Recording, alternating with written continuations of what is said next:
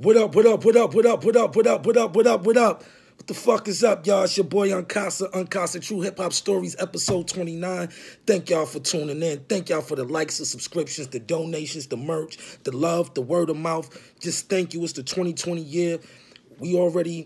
It's already been some wicked things going on for the 2020 year. Before we get into this 29th episode of Unkasa True Hip Hop Stories, I want to have a moment of silence for Kobe and Gianna Bryant. So before we get into all the fun and all the stories, we're going to pay our respects to Kobe and his daughter for 24 seconds.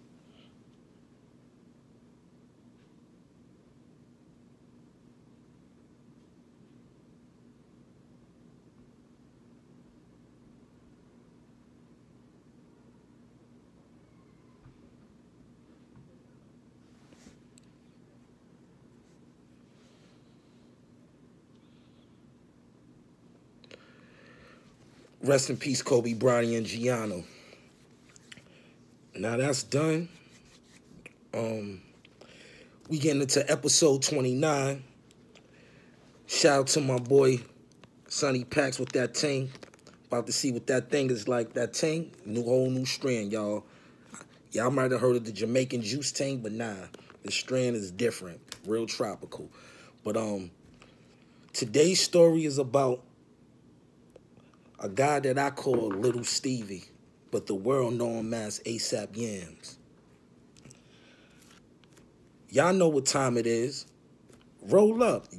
I'm not even passing that nigga to the left a light. He always pocket my light. When I pass you a fucking light, pass it back, nigga. Stop taking all my lighters, nigga. But like I said, we gonna give you another second to roll up. All my pies, my positive internet energy, and oh yeah, the merch is out. You can hit me up for the merch. I got flavors. Hit my Instagram. Go check out the flavors on my Instagram. You can hit my DM if you want to purchase. That's the way you can get the merch right now, through my DM on Instagram until the website is set up. So, you know, slinging them pies, positive internet energy, man. Sorry for the stutters. I'm rocking the color purple today for Kobe and for ASAP Yams. So, like I said, we gonna get into this story about my bro ASAP Yams, aka Lil Stevie. Now around 02, 03, the Dipset was reigning supreme in the streets, and niggas was basically up at Rockefeller doing what the fuck they want. Niggas had the hottest shit in the streets. Niggas was them niggas, period. And I want to give a shout out to Duke the God, because Duke the God seen a lot and a lot of people early on before they started their careers, like Karen Civil and like ASAP Yams, Lil Stevie. Now, when Cam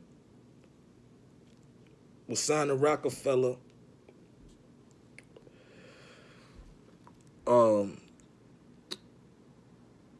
it was just like a whole new energy up there, especially for some Harlem dudes. And Cam and them kind of bogarted that office. Like,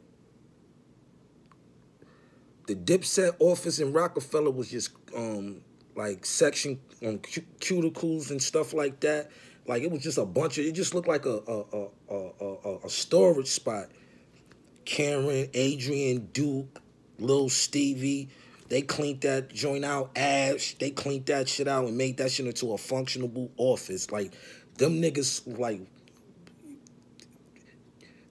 when you talk about taking the initiative to do something, Duke the God, Duke Productions, shout out to Duke. Duke Productions was behind a lot of the Dipset mixtape era, a lot of the Dipset merch. That was coming from Duke. And Duke had his own little intern team, you know, Cameron, Adrian, Ash, Lil Stevie. It was a couple of young kids up there that was putting those CDs together, folding those T-shirts, making sure those snapbacks wasn't bent in a box, making sure that the CD slips had the right covers and the right CDs in them. Duke had a whole team with him back then, like a whole team. And shout out to the Duke Productions, because without Duke Productions at that time, y'all wouldn't have really be getting the original long copy, like fold-out copies of the Dipset mixtapes and the merch and stuff. Like, Duke was behind a lot of those first Dipset T-shirts. So if you got a Dipset T-shirt from like 2002, 2003, most likely you got it from Duke the God and his team that was up there at Rockefeller. So,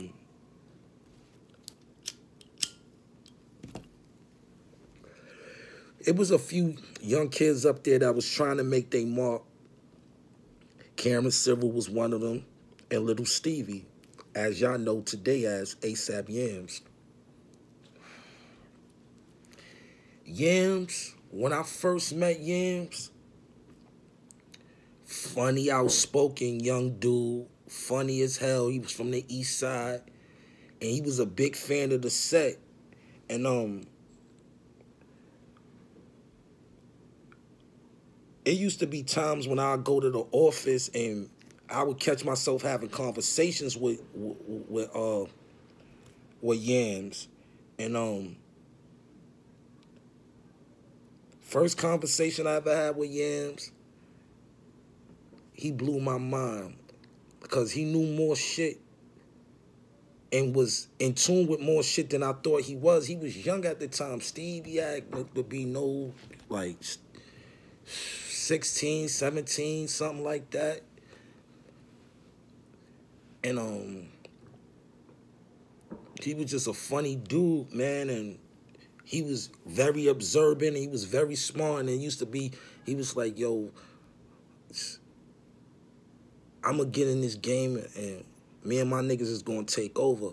And I used to be like, yo, I believe you, man, because he already had his game plan. He was just sitting around observing shit.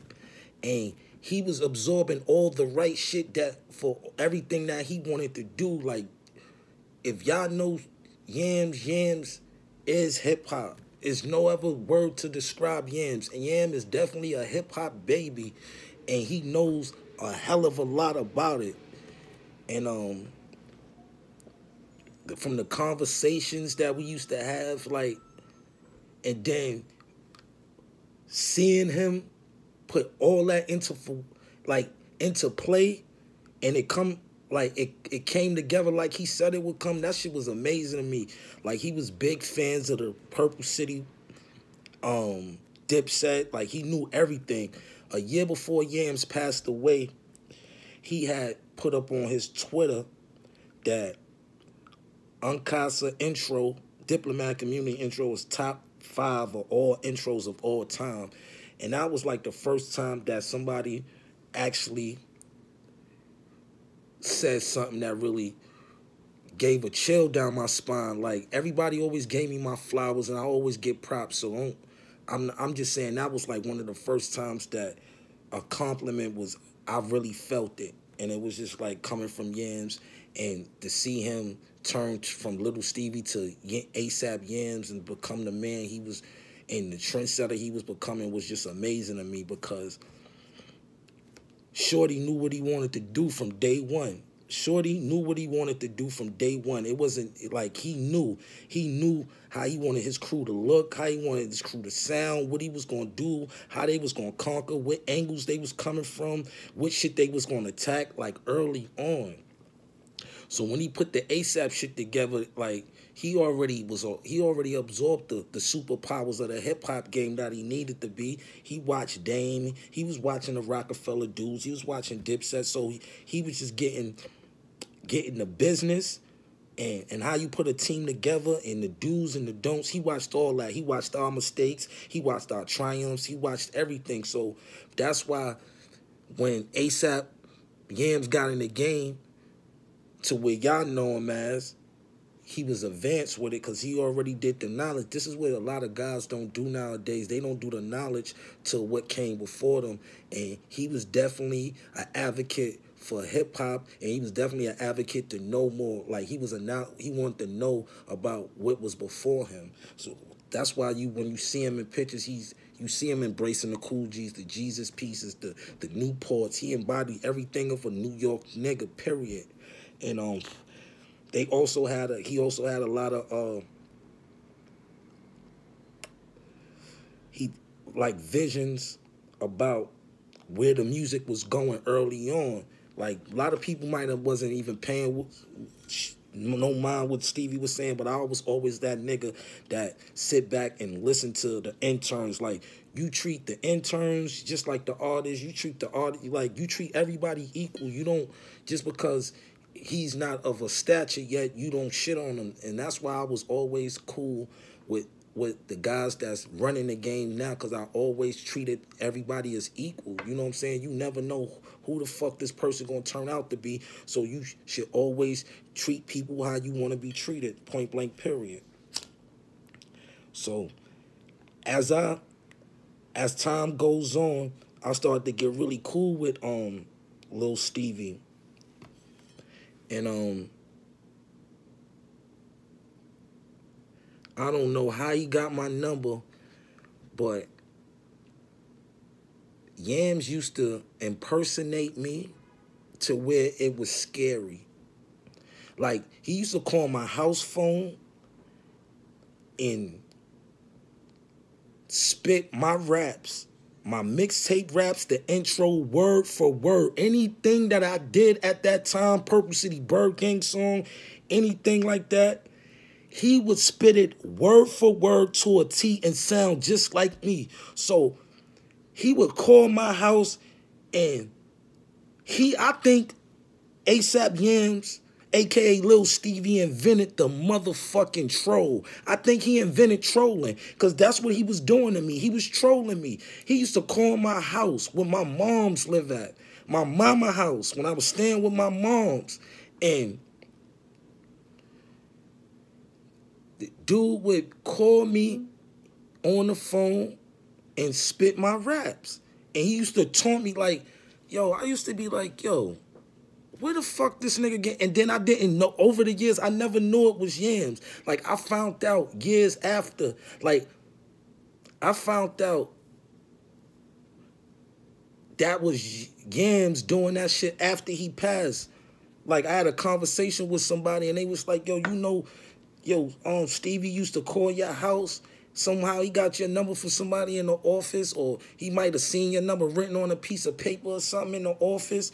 And that nigga used to call you because he was like, you was like his favorite rapper, like. And I was like, word? He was like, nah, ASAP Yams fuck with you. And then I was just like, Yams. And he was like, Lil Stevie. And I'm like, what? That's Yams, Stevie? That, like, because he had, transformed into this entity, ASAP Yams. So I'm like, get the fuck out of here. So this whole time that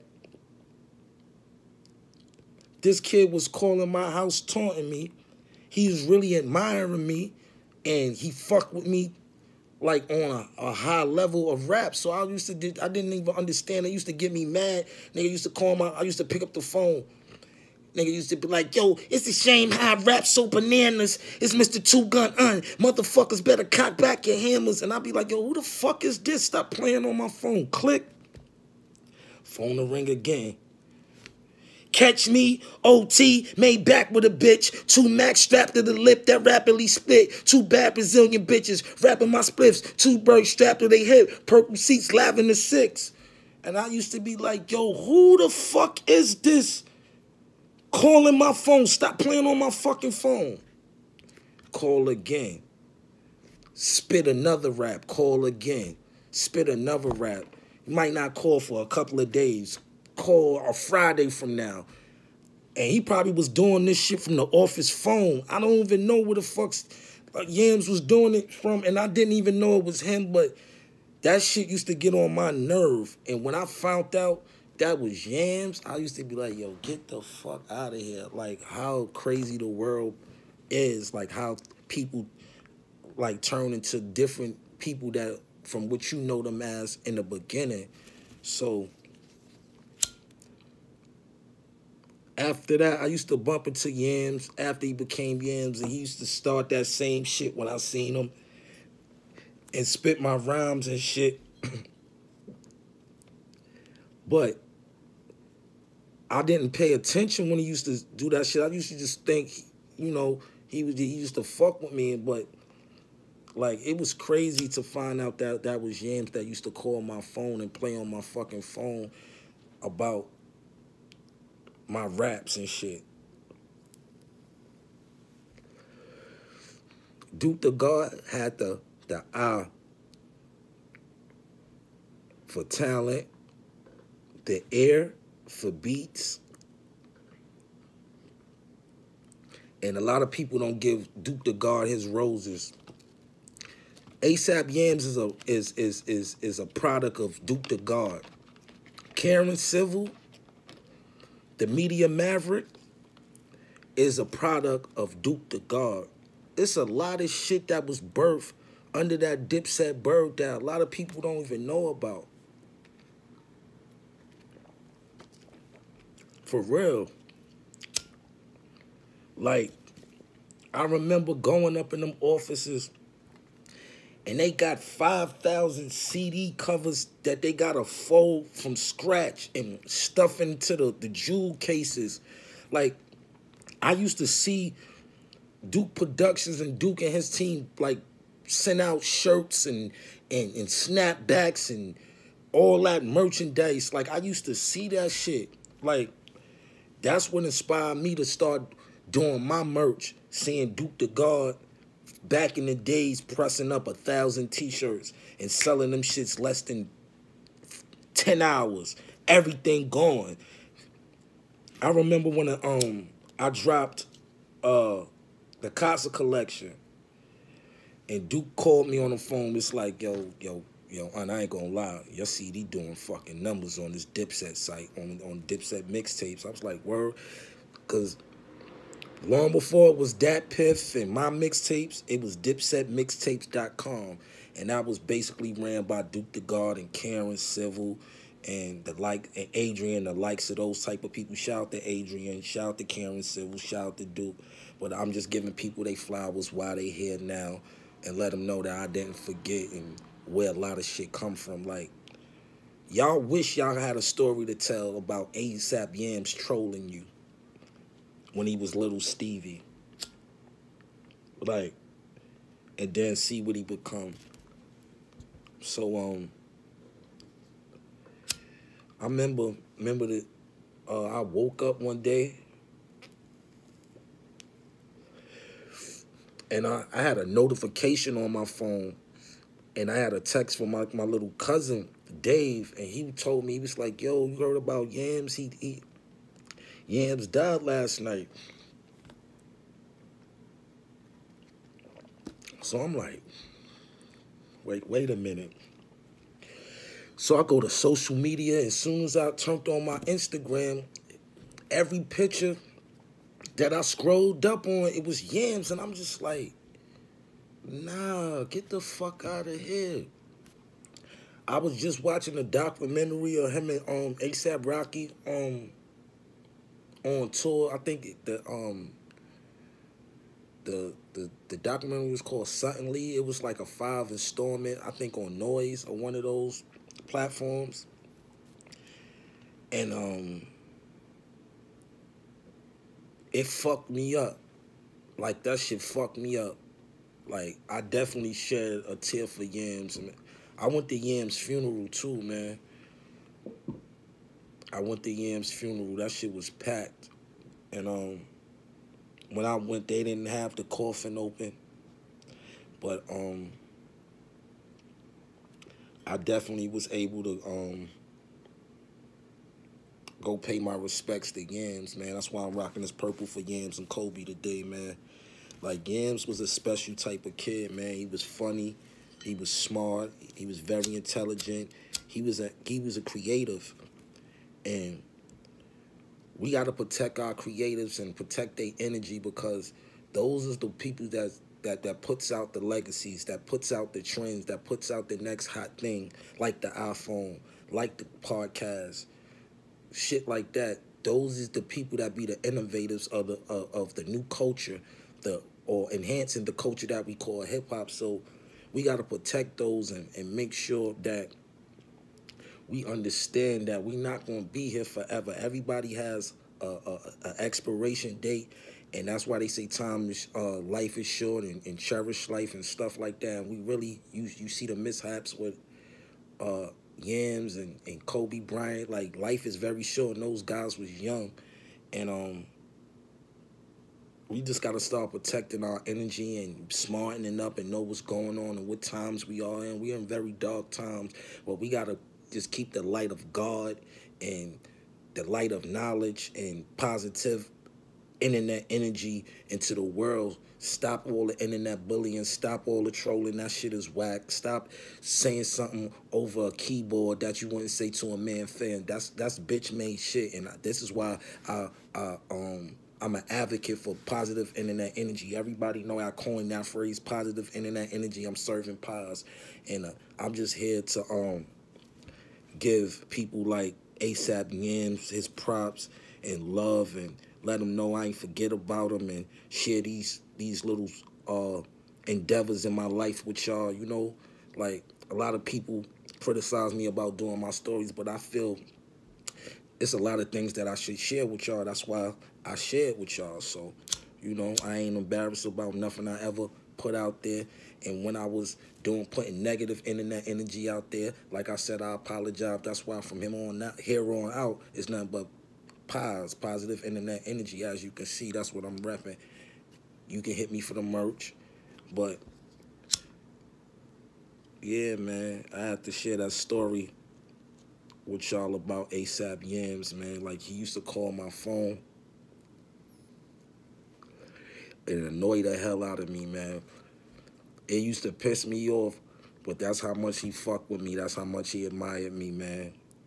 Way before he was ASAP Yams, he was just little Stevie from the office, man. And that was always little bro. He always showed me the utmost respect whenever we encounter, even after he got famous. Like, it's always been love. Like I said, I'm going to repost the tweet that he put up about the compliment that he gave me on my Instagram. And shout out to Duke the God, because without Duke the God, a lot of these people that's still pushing the culture forward came under his regime. You know what I'm saying? And I'm just letting people know that, like, a lot of y'all probably didn't even know that ASAP Yams was affiliated with the set. So I'm letting y'all know. That's what I'm here for. To inform the blind of hip-hop. I'm the one that enlightens the blind of hip-hop. I give y'all uncut, raw stories about the truth, and I give y'all jewels in every segment. Every episode I ever drop, I know you got a gem from it, because that's what I tend to do, drop gems on y'all every time. And it's just to enlighten the hip-hop, letting you know where these entities come from, you know what I'm saying, where the influence come from. And it be right in your face. You just got to go out there and do something that they call research. There's nothing wrong with picking up a book, Googling something, watching a few documentaries. If you want to be in this hip-hop game, know who the forefathers of the hip-hop are, know what the people that came before you, and know about the people that's coming now. You know what I'm saying? The people that's still got the culture moving into an innovative way. Like, hip-hop gets innovative every day. You know what I'm saying? Even the people that they call the mumble rappers, I don't call nothing whack. Everybody just doing them. That's what I'm going to say. Everybody's doing them, and it's a lot of stuff that's not my cup of tea. It's not whack. I'm not calling nothing whack no more. It's not my cup of tea. I personally won't listen to it. It might be for somebody else. It might be for my little nephew, my little cousin, my daughter, or something like that. But some of the music that a lot of the kids do, not for me, but it's a lot of kids out there that I do mess with. The Pop Smokes, the Favy, the 5-year-olds, the Neek Bucks, the Rich Rhymers, the Geeks. I fuck with I fuck with y'all, And I want y'all to know that I fuck with y'all and I like what y'all doing. Y'all keep doing. Don't let none of these so-called old heads y'all call us. Don't let nobody, no elder or nobody tell you can't do nothing. Don't let nobody tell you can't do nothing. If this is the music you feel comfortable on doing and it makes you money and you taking care of your family and your responsibility, that's what you do. It ain't, if it's not harming nobody or putting nobody into any harm's way, that's what you do. So, like I said, I had to share, you know, a little piece of my encounters with ASAP Yams, man, and like Yams was different, man, from the very first beginning. Like he like you gotta be a creative to know a creative, and I'm a creative. I create shit every day, so I know a creative when I meet him, and he was always like unorthodox, outspoken. Yams was different, but he definitely knew what and how he was going to attack the game when he got his chance, and that's what this episode is. This is the Purple Swag episode for my boy Yams, and I just want I know Yams wanted me to share this story with y'all too. Like Yams was different, man. Shout out to the whole ASAP mob, Ferg, 12E, Rocky, Bari, everybody over there. There's so many of y'all motherfuckers. I love y'all to death since the Peso days, Purple Swag days. I love every ASAP member. I love y'all. Y'all keep doing what y'all doing. Keep pushing the culture. Keep making this innovative. Keep feeding y'all kids, y'all family, these babies. And you know, like I said, until next time, this is Unkasa's True Hip Hop Stories. This is the Purple Swag episode. Rest in peace, Kobe. Rest in peace, Gianna. Rest in peace, ASAP Yams. And I'm out.